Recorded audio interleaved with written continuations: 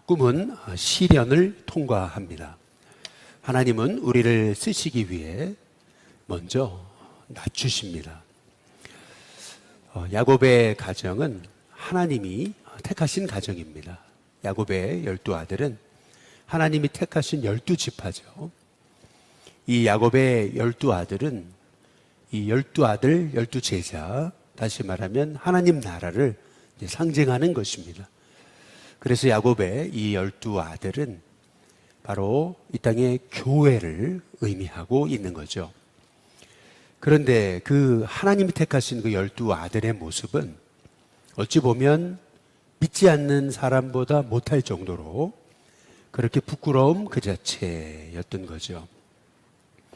우리 같으면은 이 12아들 포기하고 그리고 새롭게 시작하실 법도 한데 하나님은 그들을 포기하지 않으십니다. 오히려 그들을 새롭게 빚어가시는 것을 볼 수가 있습니다. 그래서 우리 하나님은 토기장의 하나님이시죠. 바로 진흙과 같은 우리를 빚으셔서 하나님의 걸작품으로 만드시는 분이 바로 우리 하나님이신 거죠. 하나님이 이 야곱의 가정을 새롭게 세우셨던 그 방법은, 하나님이 빚으셨던 방법은 고난이었던 것을 볼 수가 있습니다. 고난을 통해서 하나님이 그 가정을 새롭게 세워가시는 것을 볼 수가 있는데요. 시편 107편의 17절부터 보면 이런 말씀이 있습니다. 미련한 자들을 그들의 죄악의 길을 따르고, 미련한 자들은 그들의 죄악의 길을 따르고 그들의 악을 범하기 때문에 고난을 받아 이랬습니다. 그들은 그들의 모든 음식물도 싫어하게 되어 사망의 문에 이르렀도다, 이렇게 말씀합니다. 사망의 문에 이르르니까 19절에 보니까 이에 그들이 그들의 고통 때문에 여호와께 부르짖음에 그가 그들의 고통에서 그들을 구원하시되 그가 그의 말씀을 보내셔서 그들을 고치시고 그 위험한 지경에서 건지시는도다, 이렇게 말씀하고 계십니다.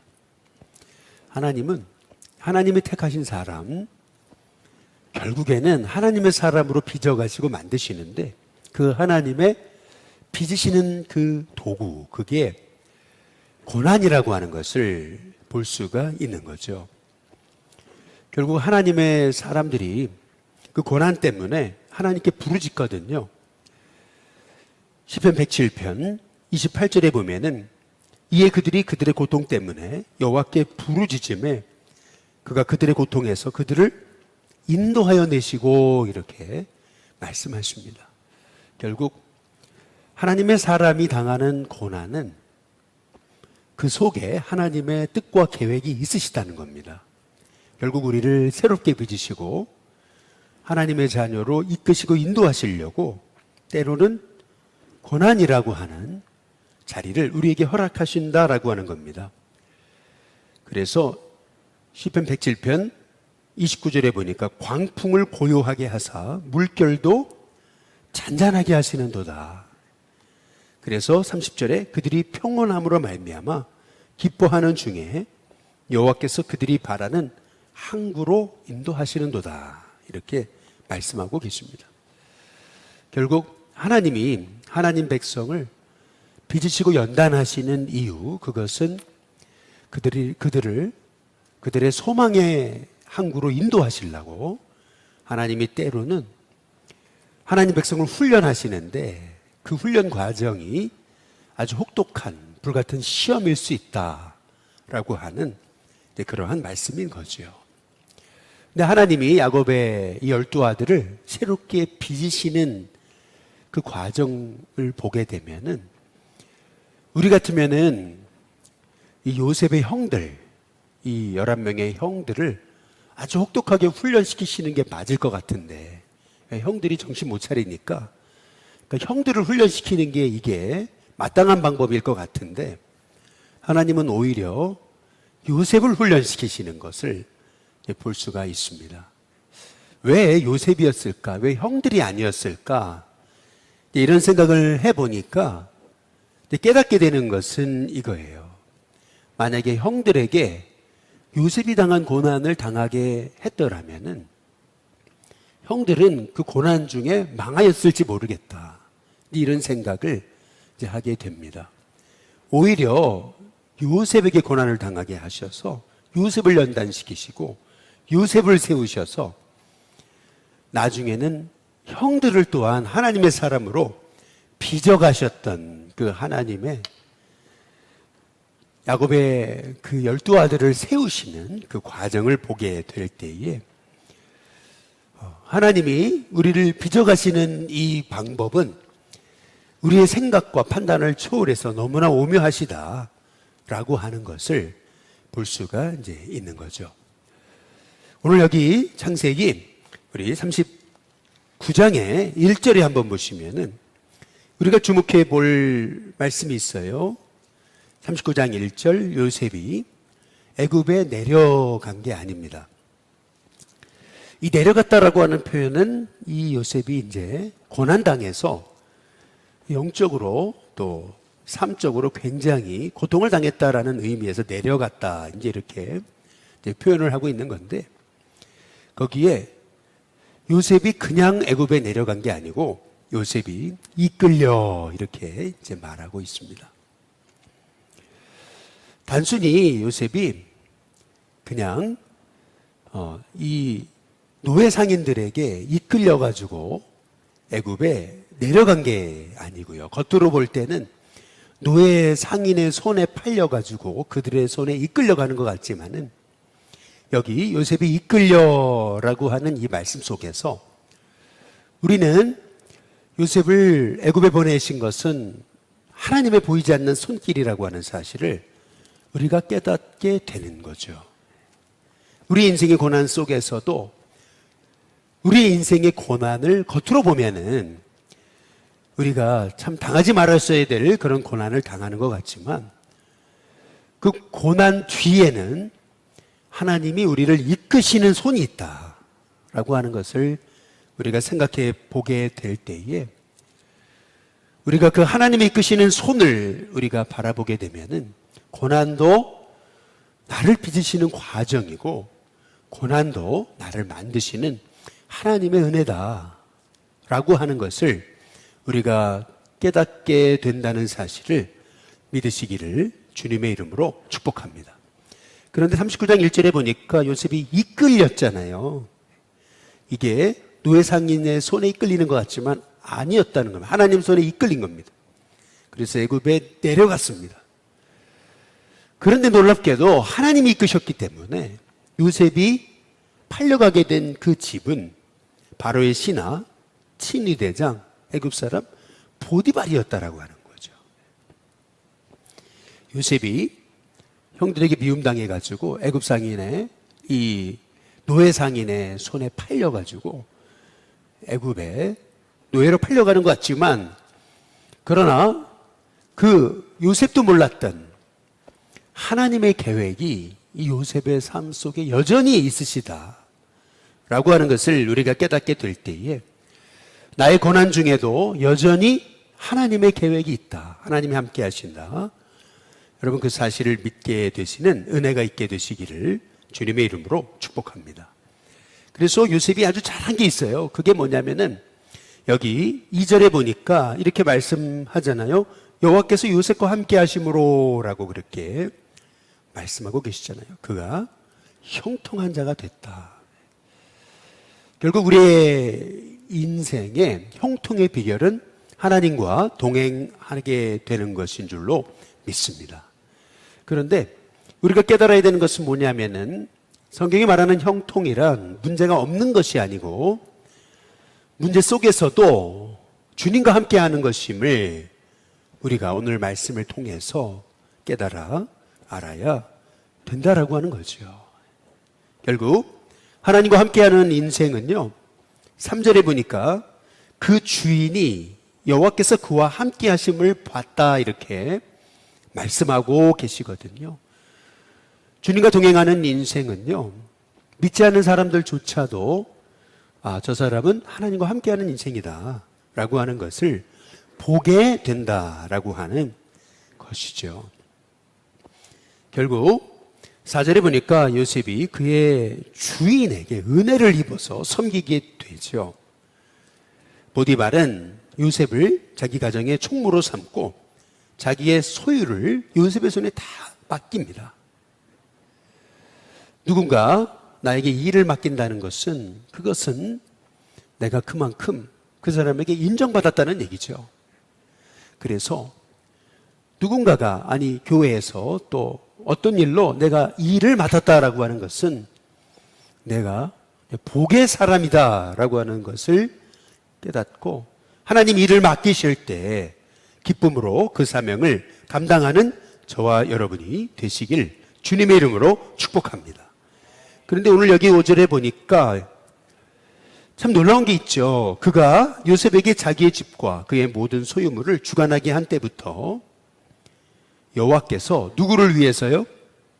요셉을 위해서 그 애굽 사람의 집에 복을 내리시는 겁니다.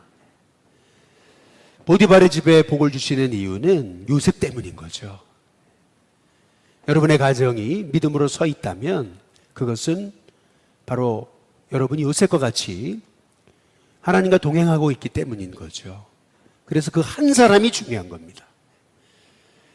어떤 가문과 어떤 집안에 믿음으로 서 있는 그 한 사람으로 인해서 그 가정 전체에게 복을 주심을 기억하시길 주님의 이름으로 축복합니다. 한 사람이 중요한 겁니다. 한 사람, 요셉 그 한 사람 때문에 보디발의 이 집 전체에 복을 주시잖아요. 만약에 여러분의 인생에 고난이 찾아와서 당장이라도 넘어질 것 같은데 그럼에도 불구하고 여러분의 가정이 고난 중에도 함몰되지 않는 이유, 그것은 바로 여러분 한 사람이 고난 중에도 여전히 주님을 의지하고 있기 때문에 하나님 여러분 한 사람을 보시고 하나님이 여러분의 가정을 다시 세우시는 과정이다 라고 믿으시고 여러분이 굳게 믿음 안에 서서 딱 중심 잡고 고난 중에도 요셉처럼 주님과 동행하는 하나님의 종들이 되시길 주님의 이름으로 축복합니다. 그래서 여러분의 가정에 주님이 세우신 그루터기인 거죠. 여러분 한 사람이 바로 여러분 가정에 마지막 세우신 영적 파수꾼입니다. 그 파수꾼이 결국 무너지면은 그러면 결국 그 한 사람이 무너지는 게 아니고 전체가 무너지게 되는 거죠. 그래서 나는 우리 가정에 세우신 요셉이다. 나는 우리 가정에 세우신 주님의 그루터기다. 주님의 씨앗이다. 라고 하는 사실을 생각하면서 여러분의 인생 속에 고난이 찾아와도 요셉처럼 하나님과 동행하며 승리하는 저와 여러분이 되시길 주님의 이름으로 축복합니다. 여기 요셉에게 있어서 요셉이 너무 잘 되잖아요. 이 애굽에 내려가서 노예가 되었지만 이 보디발에게 인정받고 인생이 너무 잘 풀리잖아요. 그런데 주님과 동행하는 사람에게도 항상 고비가 있습니다. 우리 인생 속에서 사실 시련보다 더 우리를 위험하게 만드는 것은 성공인 거죠. 잘 됐을 때, 잘 풀릴 때 사실 그때가 더 위험한 거죠. 요셉이 너무 잘 됐잖아요. 6절에 보니까 주인이 그의 소유를 다 요셉의 손에 위탁하고 그랬거든요. 자기가 먹는 음식 외에는 간섭하지 않았다. 주인이 요셉에게 모든 가정의 일을 맡기고 아무것도 간섭하지 않잖아요. 사실은 이때가 위험한 거죠. 우리 인생에 사람들한테 칭찬받고 인정받고 잘한다 그 얘기 들을 때 사실은 그때가 위험한 겁니다. 항상 그때 시험이 오죠. 요셉에게도요, 지금 영적인 고비가 찾아오잖아요. 보디발의 아내가 드디어 유혹을 시작합니다.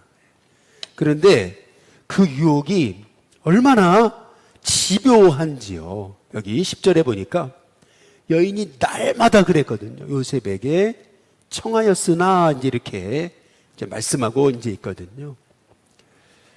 여러분, 항상 시험은 아주 집요한 겁니다. 이 시험이라는 것이 얼마나 이게 우리의 삶 속에서 얼마나 집요하게 우리를 넘어뜨리려고 달려드는지요. 결국에는요, 여기 보니까 11절, 그러할 때에 그렇게 얘기하거든요. 요셉이 그의 일을 하러 그 집에 들어갔더니 그 집 사람들은 하나도 거기 없었더라. 이렇게 얘기하잖아요. 결국에 요셉이 혼자 있을 때, 이제 마지막 유혹의 자리거든요. 그때 결국 올 것이 오지 않습니까? 유혹이 찾아오잖아요. 그런데 우리가 유혹 가운데서 승리하는 비결이 요셉의 이 말을 통해서 우리가 찾아볼 수가 있어요. 그게 뭐냐면은 창세기 39장 8절에서 9절에 이제 요셉의 아내에게 거절하면서 했던 말입니다. 8절과 9절에 보니까 요셉이 거절하며 자기 주인의 아내에게 말하죠. 내 주인이 집안의 모든 소유를 간섭하지 아니하고 다 내 손에 위탁하였으니 이 집에는 나보다 큰 이가 없으며 주인이 아무것도 내게 금하지 아니하였어도 금한 것은 당신뿐이니 당신은 그의 아내임이라. 여기 보니까 요셉이 유혹을 이겼던 비결, 그 첫 번째는 뭐냐면은 자기의 본분을 잃어버리지 않는 거죠. 우리가 시험 가운데 승리하는 비결은 뭐냐면은 내가 어떤 사람인가, 내 본분을 잊지 않는 겁니다. 하나님이 저를 일신교회의 담임 목사로 세우신 것은 바로 이 일신교회를 바로 잘 목양하라고 하나님이 주신, 하나님 잠깐 맡기신 저는 청지기의 사명을 감당하고 있는 거잖아요. 그런데 내가 청지기임을 잊고 이게 내 거다라고 생각하고 내 본분을 잃어버릴 때 이제 그때 실수하고 넘어지게 이제 되는 거 아니겠어요? 마찬가지로 요셉은 이 주인이 요셉에게 잠시 그 가정을 맡긴 청지기에 불과한 거죠. 요셉은 정확하게 이해했습니다. 나는 이 집안에 내 주인이 이 일을 맡긴 청지기다. 자기 본분, 그 본분을 잃어버리지 않은 거잖아요. 주인이 집안의 모든 소유를 간섭하지 않고 내 손에 다 위탁하였어도 거기 얘기하잖아요. 여기 9절에 내 집에는 나보다 큰 이가 없고 주인이 아무것도 내게 금하지 아니었어도 금한 것은 당신뿐이지 않느냐. 왜? 당신은 그의 아내 아니냐. 여기 우리가 이 요셉이 유혹을 이긴 비결, 그 첫 번째는 결국 자기의 본분을 잃어버리지 않았다라고 하는 거죠. 그리고 두 번째, 여기 9절에 요셉이 유혹을 이겼던 비결은 뭐냐 하면은 결국 그런즉 내가 어찌 이 큰 악을 행하여 하나님께 죄를 지으리까, 이렇게 말하고 있잖아요. 결국 여기서 우리는 요셉이 아무리 그가 애굽의 집에서 어려움을 당하거나 잘 돼도 그의 생각 속에 늘 하나님이 계셨다라고 하는 사실을 우리가 볼 수 있는 거죠. 지금 요셉이 이 죄를 짓는 것은 단순하게 이 아내에게 또 남편에게 죄를 짓는 것뿐 아니라 하나님께 죄를 짓는 것이다. 요셉이 그렇게 생각했다라고 하는 것을 볼 수가 있는 거 아니겠어요? 여기서 결국 요셉이 고난 중에도 승리했던 비결을 우리가 보게 되는 것입니다. 요셉은 말할 수 없는 고난과 유혹 가운데도 하나님을 생각한 거죠. 여기서 우리는 예수님과 동행하는 삶을 사는 비결을 우리가 알 수가 있습니다.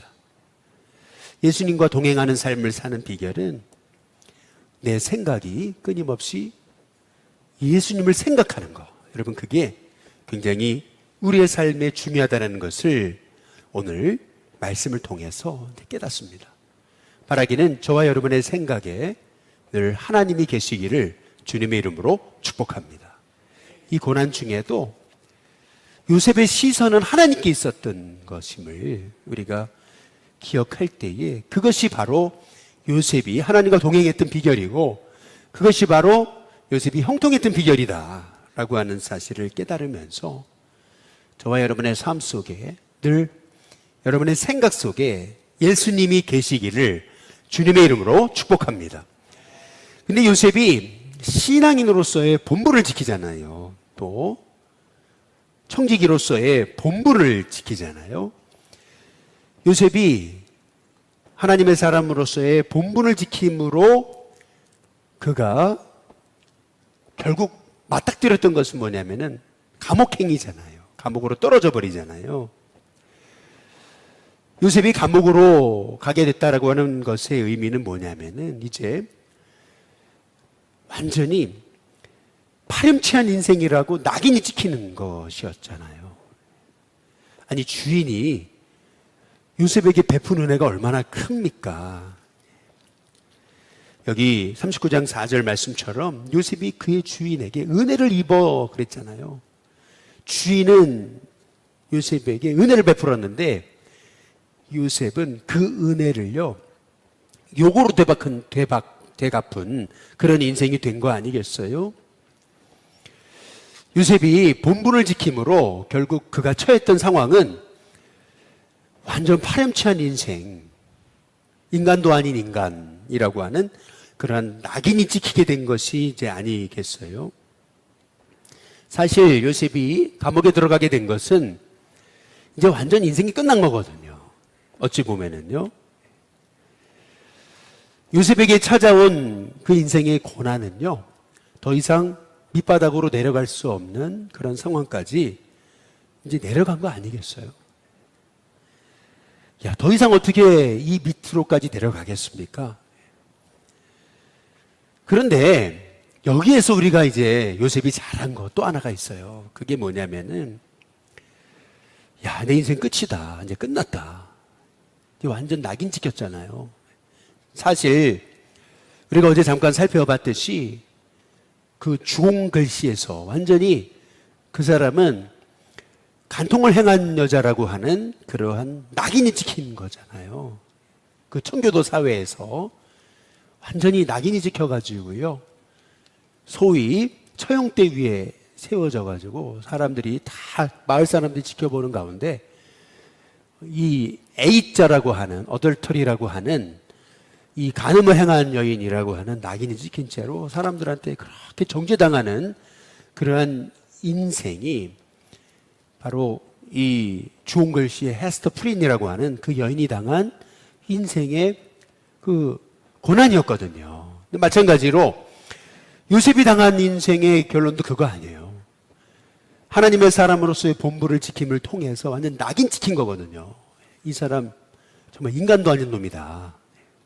그러니까 더 이상 요셉에게 있어서는요, 인간적인 시각으로 본다면은 헤어나올 길이 없는 상황을 이제 맞닥뜨리게 된 거죠. 그런데 요셉이 잘한 게 있어요. 그게 뭐냐면은요, 하나님이 살아계시는 한 내 인생 여기서 끝이 아니다. 늘 그의 시선이 하나님께 있었기 때문에 우리는 그렇잖아요. 이제 여기서 이제 끝났다. 그런데 요셉이 잘한 것은 하나님 살아계시잖아요. 하나님이 끝이 아니라고 하신 이상 내 인생 끝도 아니다. 하나님 살아계신 한 내 인생 끝은 아니다. 여러분, 저와 여러분의 인생 속에서요, 하나님 아직 끝이라고 하지 않으셨어요. 하나님이 끝났다고 하시기 전까지 여러분 내 인생 끝난 거 아닙니다. 그래서 어찌 보면은요, 그 내 절망의 자리가 하나님이 새 일을 시작하시는 자리임을 우리가 믿고서요, 정말 내 인생 끝났다라고 하는 그 순간이 하나님이 바로 새 일을 시작하시는 자리임을 믿을 수 있는 저와 여러분이 될 수 있게 되시기를 주님의 이름으로 축복합니다. 여러분, 어찌 보면은요, 보디발의 집, 이 요셉이 지금 노예로 끌려간 그 자리, 보디발의 집, 그리고 거기서 오해를 받고 모함을 당하고 결국 감옥에 들어가잖아요. 그 감옥이라고 하는 자리는 사실은 요셉이 죽는 자리거든요. 요셉의 육이 죽는 자리입니다. 모세를 40세에 도망자가 되게 하시잖아요. 하나님 40년을 기다리시잖아요.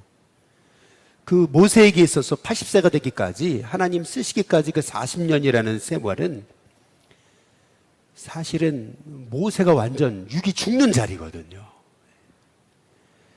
모세가 무디 선생님의 고백처럼 난 아무것도 아니다 라고 고백하기까지 하나님이 40년을 기다리신 거 아니에요. 그런데 그 모세가 나는 아무것도 아닙니다 라고 그 고백하게 하셨던 그 40년의 세월은 오히려 모세를 새롭게 빚어가시는 자리잖아요. 그래서 모세가 80세가 됐을 때 하나님은 거기서부터 하나님의 새 일을 시작하시잖아요. 마찬가지로 예수님의 십자가도 어찌 보면은요, 예수님이 십자가 위에서 하셨던 말씀이 뭡니까? 나의 하나님, 어찌하여 나를 버리셨습니까? 예수님이 이 땅에 오셔가지고 처음으로 하나님을요, 아버지라 부르지 아니하시고 하나님으로 부르시는 장면이거든요. 예수님은 이 땅에 오셔서 하나님을 늘 아빠, 아버지라고 부르셨거든요. 늘 아버지라고 부르셨는데 십자가 위에서 마지막 예수님이 하나님을 나의 하나님이라고 부르시잖아요. 그러니까 그 십자가는요, 얼마나 큰 절망의 자리였다라는 것을 우리가 보게 되는 거예요. 아버지셨던 하나님이 이제 아버지라고 부르지 못하고 하나님이라고 하는, 어찌 본다면은요, 그 십자가는요, 예수님께 있어서 정말 가장 큰 절망의 자리이셨던 것을 볼 수가 있는 거죠. 그러나 그 십자가가 부활의 출발점이었잖아요. 마찬가지로 요셉에게 있어서도 지금 이 보디발의 집 그리고 감옥이라고 하는 자리는 완전 요셉이 죽는 자리거든요. 요셉이 그 감옥에서 얼마나 열심히 잘 삽니까? 우리가 내일 보시겠지만은 정말 최선을 다해 살아가잖아요. 그런데 요셉의 계획대로, 요셉의 시간표대로 되지 않잖아요. 그런데 그 요셉이 처하게 됐던 그 감옥이라고 하는 자리는 하나님의 새 일이 시작되는 자리였잖아요. 마찬가지죠. 저와 여러분의 인생도 내 뜻대로 되지 않고 내 계획대로 되지 않고 내 시간표대로 되지 않아도 바로 나를 절망하게 하시는 자리는 오히려 하나님이 새 일을 시작하시는 자리라고 하는 사실을 우리가 깨닫게 되시기를 주님의 이름으로 축복합니다. 철저히 내가 죽어야 됩니다. 철저히 나를 죽이셔서 나를 새롭게 빚어가시는 것, 그것이 실은 하나님이 나를 새롭게 세우시는 복의 자리다라고 하는 것을 깨닫게 되시는 저와 여러분이 되시기를 주님의 이름으로 축복합니다. 그래서 요셉의 뜻은 더하다라는 뜻이잖아요. 내 인생에 하나님의 복을 더하시려고 하나님은 때로는 나를 낮추신다. 때로는 내 소망까지도 다 완전히 절망이 되게 하신다. 그런데 그 절망의 자리는 하나님이 새로운 일을 시작하시는 자리다 라고 하는 사실을 우리가 깨달으면서 오히려 나를 낮추실 때 더 우리가 하나님을 바라보고 난 아무것도 아닙니다. 나는 죽었습니다. 이제 하나님께 맡깁니다. 내 시간표까지도, 내 계획까지도, 내 삶까지도 주님께 맡깁니다. 정말 나를 하나님께 내어드릴 수 있는 저와 여러분이 될 수 있게 되시기를 주님의 이름으로 축복합니다.